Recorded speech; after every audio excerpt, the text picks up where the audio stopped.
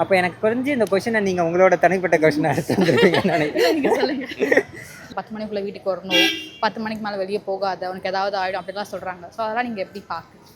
இப்போ உள்ள பொண்ணுங்க அதெல்லாம் ஃபாலோ பண்ணுறீங்களா? இல்லை, நிறைய நிறைய பேர் வீட்டில் இருக்குல்ல. நிறைய பேர் வீட்டில் இருக்குது. பட் ஆனால் இப்போ அது மாறி இருக்கு. நம்ம அம்மா காலத்தில் இது பண்ணதோட இப்போ நிறைய மாறி இருக்கு. இப்போ நீங்கள் எத்தனை மணிக்கு வீட்டுக்கு போவீங்க? நான் யூஸ்வலாக எனக்கு ஒர்க் இல்லைனா நான் வந்து 7 o'clock வீட்டுக்கு போயிடுவேன். ஒர்க் இருந்துச்சுனாலும் மேக்ஸிமம் 10 o'clock. ஏன்னா வீட்டில் திட்டுவாங்க,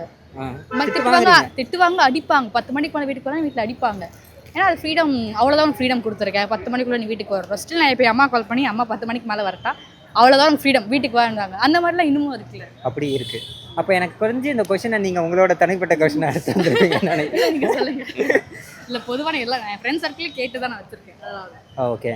ஸோ அதான் பார்க்குறீங்க, இதெல்லாம் நியாயமா? ஃப்ரீடம் கொடுத்துருக்க சொல்லிட்டு இந்த மாதிரிலாம் பண்ணுறாங்க, டைம் ரெஸ்ட்ரிக்ஷன்ஸ்லாம் போடுறாங்க. பிகாஸ் எதனால் அவங்க அப்படி சொல்கிறாங்கன்னா, சொசைட்டி அப்படி தானே இருக்குது. உங்கள் மேலே நம்பிக்கை இருக்கலாம், பட் ஆனால் சொசைட்டி மேலே நம்பிக்கை இருக்காமல் இருக்கலாம். அதனால் ஓகே, நிறைய பீப்புள்ஸ்கிட்ட போய் நீங்கள் கேர்ள்ஸ்கிட்ட கேட்டிங்கன்னா மேபி இந்த சொசைட்டியில் ஃப்ரீடம் இருக்கா அப்படின்னு சொன்னால் நீங்கள் ஃப்ரீடம் இருக்குன்னு சொல்லுவீங்களா, இல்லைன்னு சொல்லுவீங்களா? இருக்கா? மிக்ஸ்டு.